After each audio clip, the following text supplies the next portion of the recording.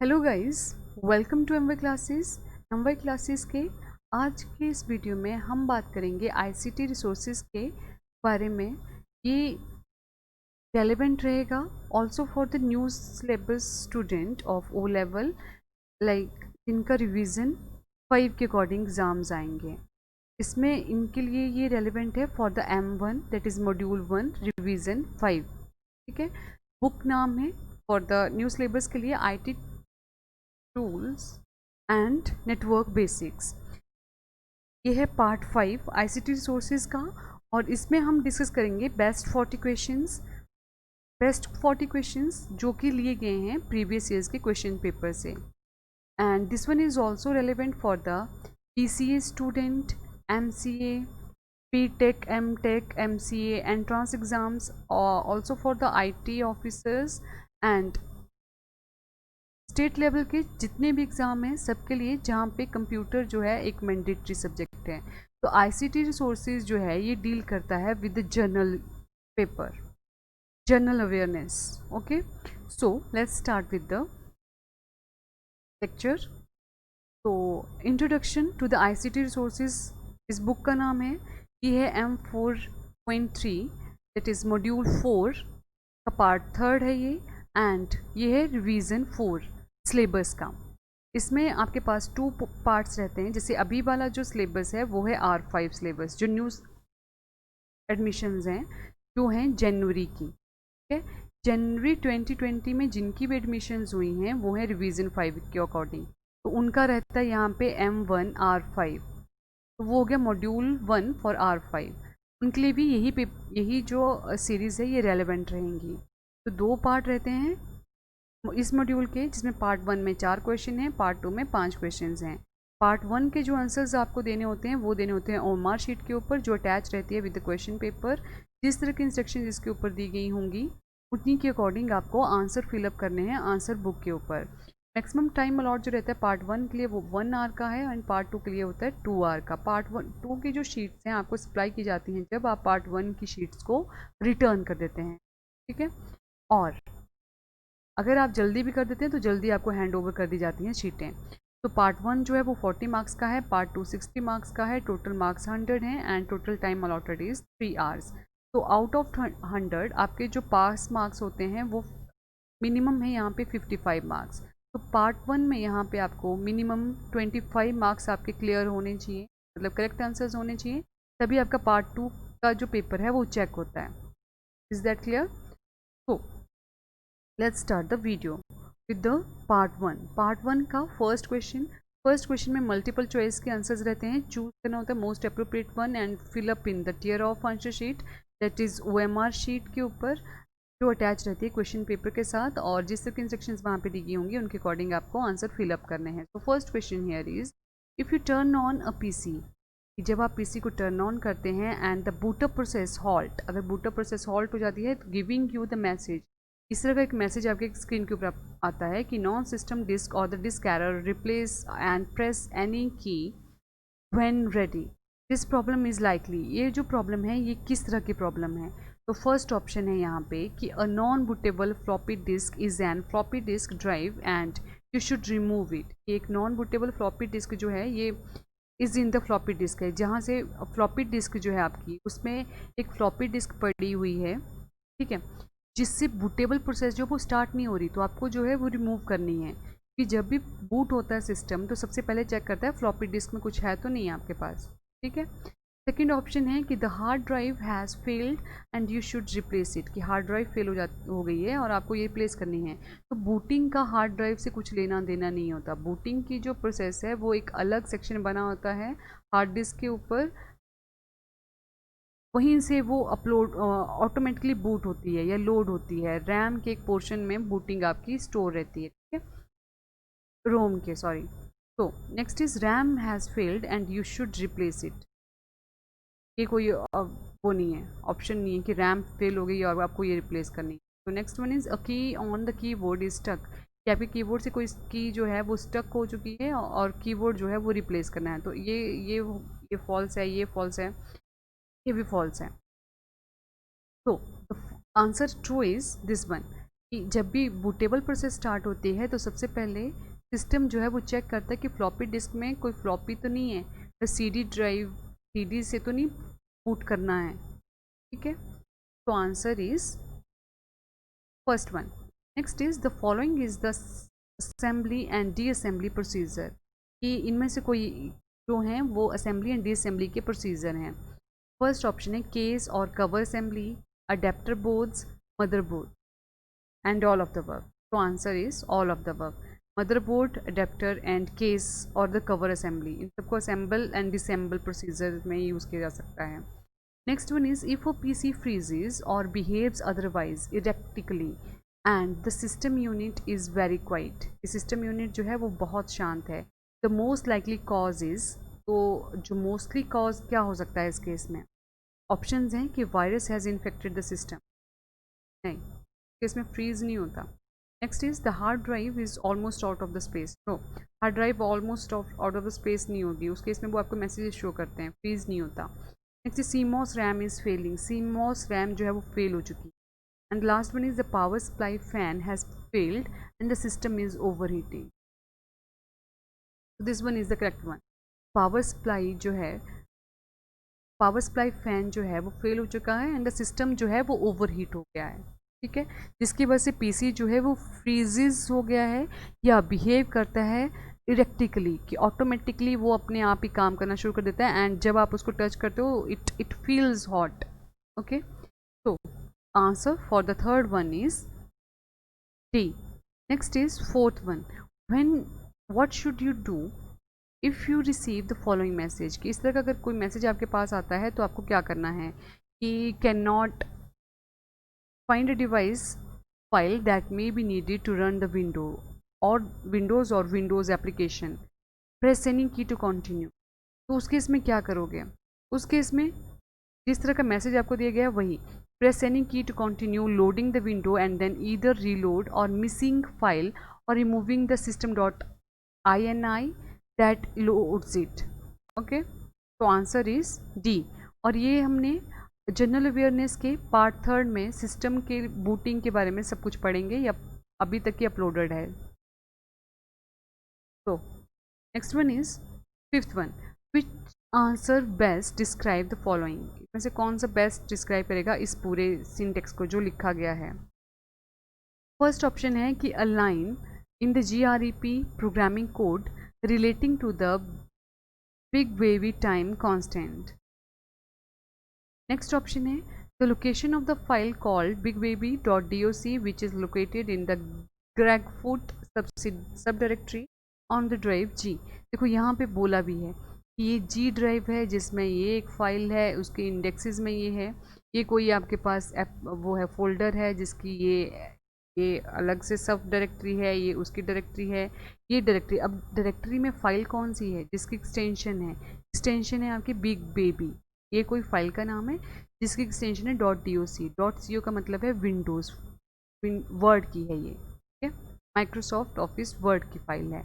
तो ये आंसर आपका करेक्ट है यहाँ पे। नेक्स्ट है प्रोग्रामिंग कोड, ये कोड नहीं है, कुछ नहीं, ये है location for the particular file, या एन इलीगल एरर है, ये एरर भी नहीं है, ये है फिर से आपके पास लोकेशन ऑफ द फाइल जो ये है, जो लोकेटेड है इस सब डायरेक्टरी में, ड्राइव का नाम है जी यहाँ पे।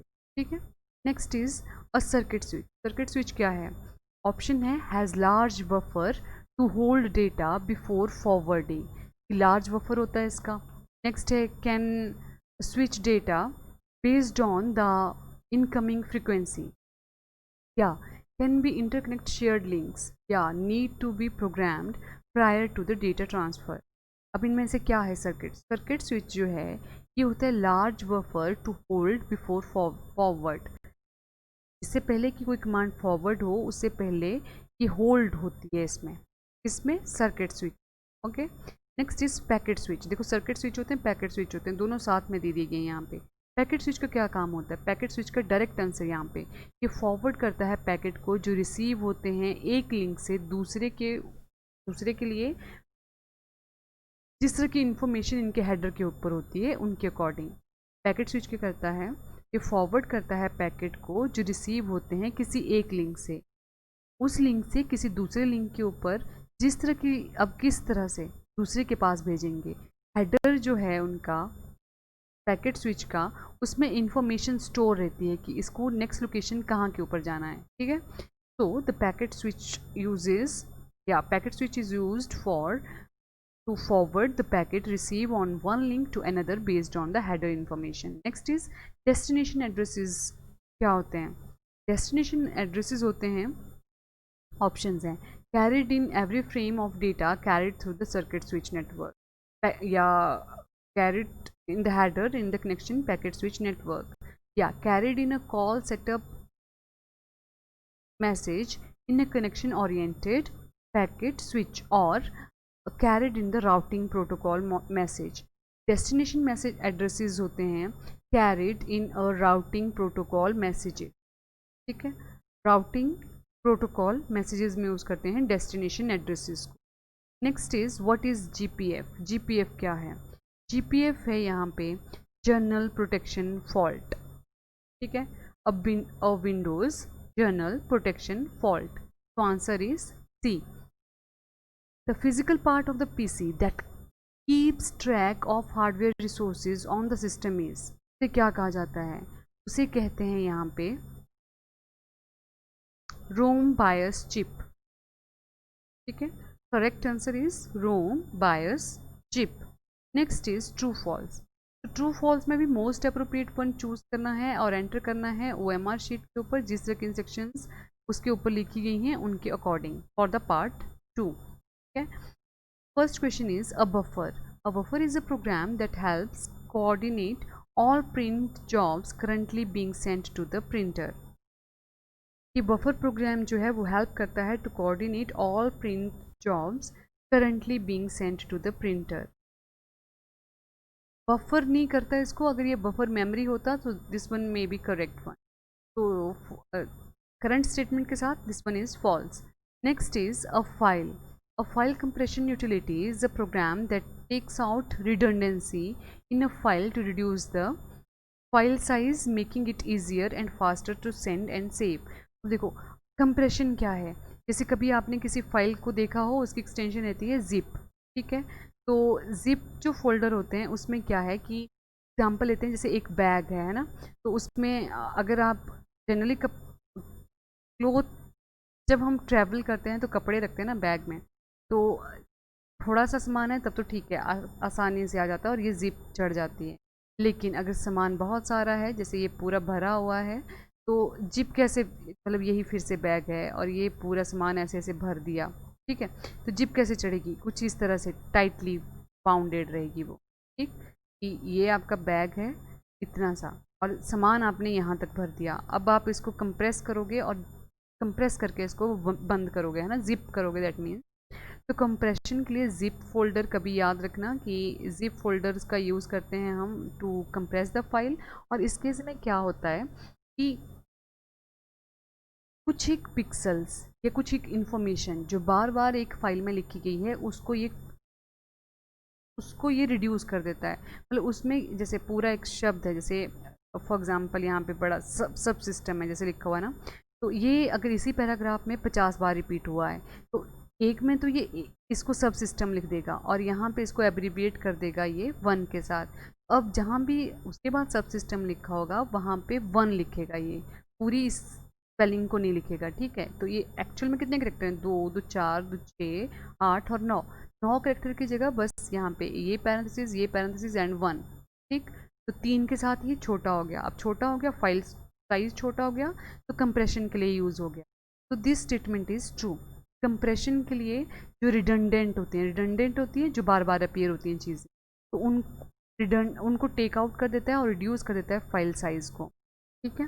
Next question, a file is a collection of related pieces of information store together to easy reference. Yes, तो आप फाइल्स जैसे क्रिएट ही ऐसे करते हो हमेशा, जैसे पिक्स है तो पिक्स वाली फोल्डर में आप क्या रखोगे? इमेजेस। तो फाइल होती है collection of related pieces of information जिन्हें हम टुगेदर स्टोर करवाते हैं for easy reference. Next one is, after the recycle bin has been emptied the files can not be retrieved without a special software. Yes, जब आप single किसी file को, जैसे ये आपकी फाइल है, आपने इसको सेलेक्ट किया और डिलीट कर दिया, कीबोर्ड से डिलीट दबा दिया, चाहे राइट क्लिक करके डिलीट कर दिया, तो आप इसे रिट्रीव कर सकते हो रिसाइकल बिन से, ठीक।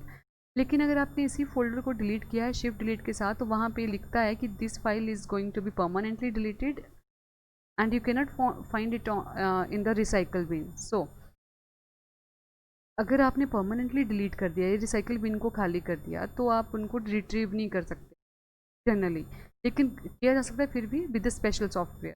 तो क्या ये ट्रू है या फॉल्स है? तो this one is true. Next one, all operating system use the same file naming convention और द रूल्स। कि ऑपरेटिंग सिस्टम सारे एक जैसा रूल्स को फॉलो करवाते हैं क्या? नहीं, सब एक जैसा नहीं होते। अगर सब एक जैसा हो तो फिर ऑपरेटिंग सिस्टम अलग अलग क्यों बनेंगे? Next one, although many computer system include a flat panel today, screen savers are still necessary to prevent burning. Yes, this one is also true. Next one is an evaluation of your computer storage subsystem would evaluate your computer's video card. This one is also true.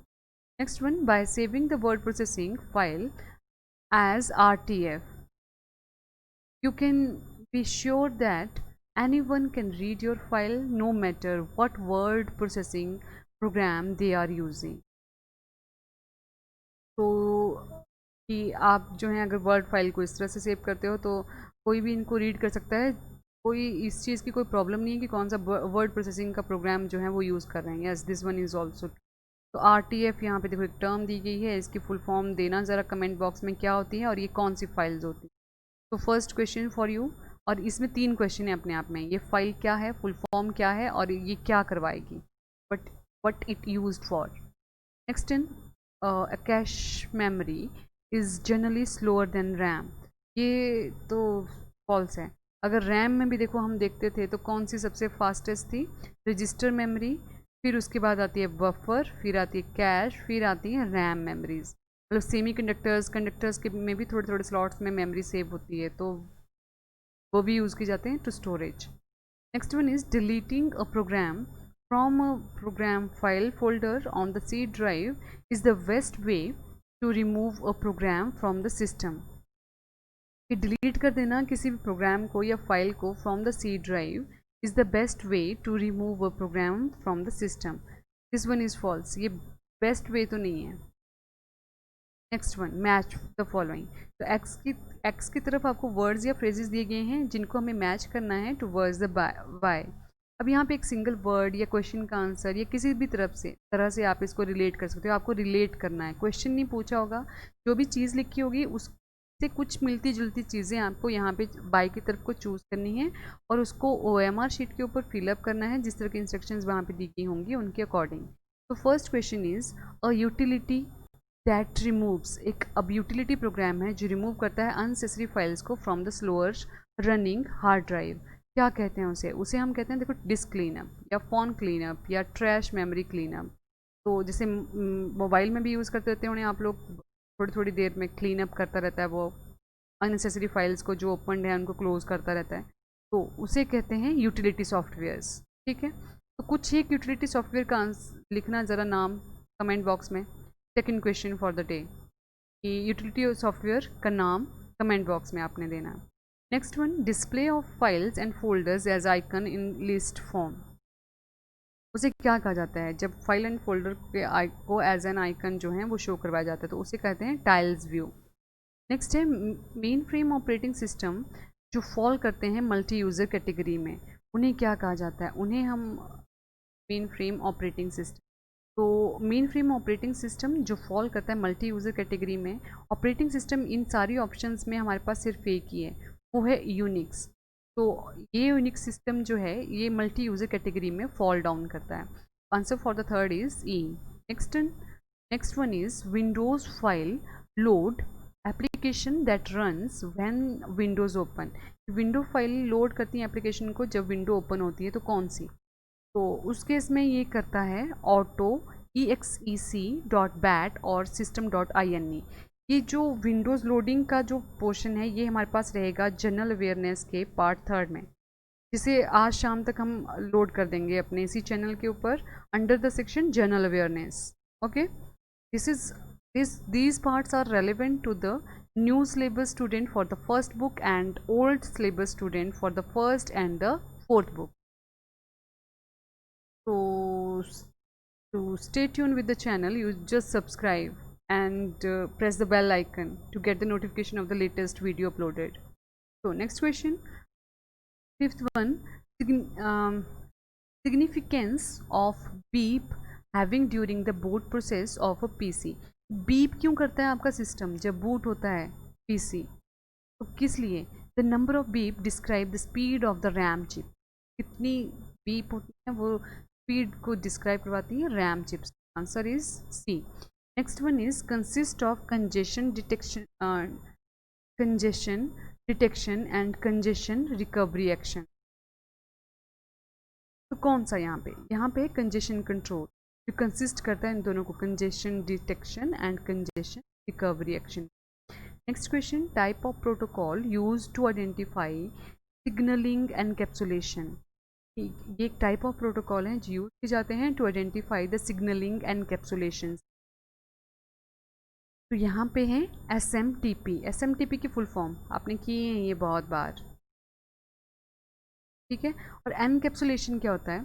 देखो, जैसे encapsulation होता है किसी एक चीज़ के अंदर किसी और चीज़ को डिस्क्राइब करवाना. जैसे एक जनरल कैटेगरी ले लेते हैं एनिमल्स की, ठीक है. तो एनिमल में क्या क्या चीज़ हैं? अब बहुत सारी कैटेगरीज हैं हमारे पास, जैसे मैमल्स हैं, फिर एम्फीबियन हैं, ठीक है. अब एम्फीबियन में भी और कैटेगरीज होंगी, मैमल्स में भी बहुत सारी कैटेगरीज होंगी. तो इस तरह से हम एनकैप्सुलेट कर लेते हैं चीज़ों को, एक के अंदर एक रखना हो अगर, तो ठीक है. तो answer for the seventh one is L. Next is congestion control scheme that prevent a sender from sending the packet at the priority level below some values can be used. इसे हम यूज़ करते हैं for priority queuing system. क्यों होता है यहाँ पे? Line बनाना. तो priority queuing system congestion control scheme को, कंजेशन कंट्रोल स्कीम जो होती है ये प्रिवेंट करती हैं सेंडर को सेंड करने से पैकेट को at a priority level below some values, ठीक है. Next one is a set of popular technologies and standards for wireless computer networking. Set of popular technology and standards हैं जो वायरलेस कंप्यूटर नेटवर्किंग में use किए जाते हैं, वो हैं यहाँ पे फॉर द वाईफाई. और वाईफाई में वायरलेस फिडेलिटी. अब यहाँ पे मेरे को एक वर्ड है ये फिडेलिटी, इसका मीनिंग देना ज़रा क्या होता है? Wireless Fidelity. Next one is DSL, cable, dial up, ISDN and satellite. इनको आप किसके साथ रिलेट कर रहे हो इस तरफ? ये हैं सारे यूज़ किए जाते हैं फॉर द इंटरनेट सर्विसेज के लिए. Next one is fourth question. Each statement below has a blank space to fit one of the word or the phrases in the list below. Enter your choice in the tier of answer sheet attached to the question paper. तो ये option है आपके पास 13 option 10 question. जो most appropriate लगेगी आपको particular question के according उसको अपने में फिलअप करना है in the filling the blanks में. So first question is dash can be anything in Window Vista referred to frequently including weather, information, calendar item, calculators, games, photo albums and more. तो ये सारी जो term हैं, मतलब कोई एक term है जो इन सब को रेफ़र करती है किसी विंडो विस्टा में, ठीक है. तो कौन सी टर्म है ये? मतलब हम इनको जनरली बोलना हमने, तो कैलकुलेटर क्या है? एक एप्लीकेशन है. एप्लीकेशन को किसी और चीज़ से अगर आप डिनोट करते हो, या तो आपके पास यहाँ पे एप्लीकेशन दिख जाती है तो ठीक है, लेकिन एप्लीकेशन कोई वर्ड ही नहीं है, तो ये क्या है फिर? इसके अलावा ये है हमारे पास गैजेट है, option G. Next question, second one. Dash is a special method of distributing and installing software और software upgrade to a computer. तो ये कोई चीज़ है जो स्पेशल मेथड है of distributing and installing software. तो कौन सा है इनमें से जो डिस्ट्रीब्यूट करता है या तो इंस्टॉल करता है सॉफ्टवेयर को? तो ये होते हैं हमारे पास सॉफ्टवेयर पैकेजेस, ठीक. Next one, dash memory refers to a small memory on the PC motherboard that can be use to store the BIOS. अब देखो बायस कहाँ पे स्टोर होता है, यहीं पे आपको आंसर मिल जा रहा है इसका साथ के साथ ही. बायस हमारे पास स्टोर होता है नॉन वॉलेटाइल वायर्स में। नॉन वॉलेटाइल जो वायर्स है ये सेव रहता है मदरबोर्ड के ऊपर इस पोर्शन में, ठीक। नेक्स्ट क्वेश्चन, CMOS, अब ये क्या है, इसकी फुल फॉर्म जरा सर्च करना सब लोग अपने लिए, क्या होती है। Next question for you guys. The CMOS RAM and the dash have been integrated as a part of the South Bridge chipset, and it may not be a stand-alone chip on the modern motherboard. तो कौन सी हैं ये है हमारे पास real time clock. तो answer for the fourth is real time clock. Next one is installation or setup of a computer program including the device driver and plug-in is the act of making the program ready।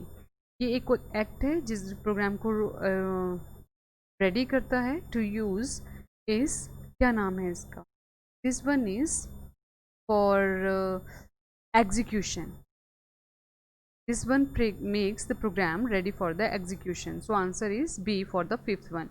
Sixth है the power on self test, इसको हम कहते हैं post. देखो booting से बहुत सारे question हैं, सो जनरल अवेयरनेस का पार्ट थर्ड मिस नहीं करना किसी ने भी नहीं।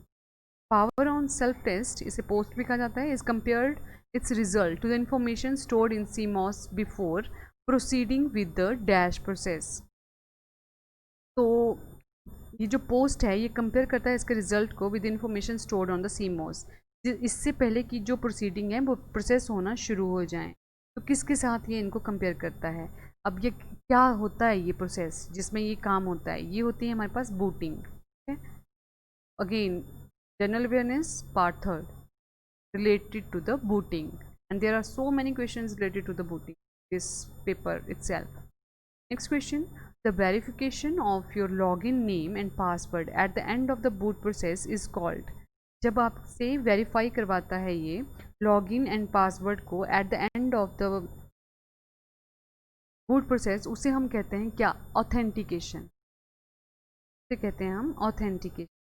Next one is dash operating system require minimal user interaction, ये कोई ऑपरेटिंग सिस्टम है जो मिनिमल यूज़र इंटरेक्शन के साथ रिलेट करता है। तो ये है हमारे पास रियल टाइम ऑपरेटिंग सिस्टम जो है ये रिक्वायर करता है मिनिमल यूज़र इंटरेक्शन। नेक्स्ट है एन एक्सटर्नल मॉडम कनेक्ट, अब यहाँ पे मॉडम की फुल फॉर्म सबके लिए क्वेश्चन है, what is modem and what it used for and what is its full form।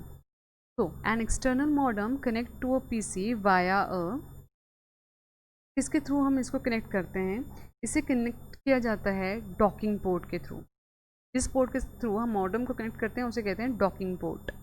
Next one is routing protocol are used by and host, routing protocol जो है ये यूज़ किया जाता है by the end host to, किस लिए, to request resources, ये resources को रिक्वेस्ट करवाता है, ठीक है। तो ये हो गया आपके पास 40 questions.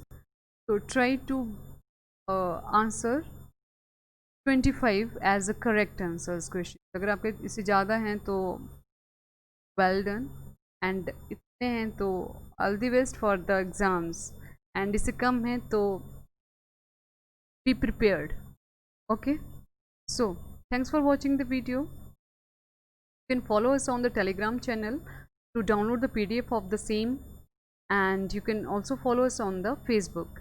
so stay home, stay safe, stay happy, God bless you all।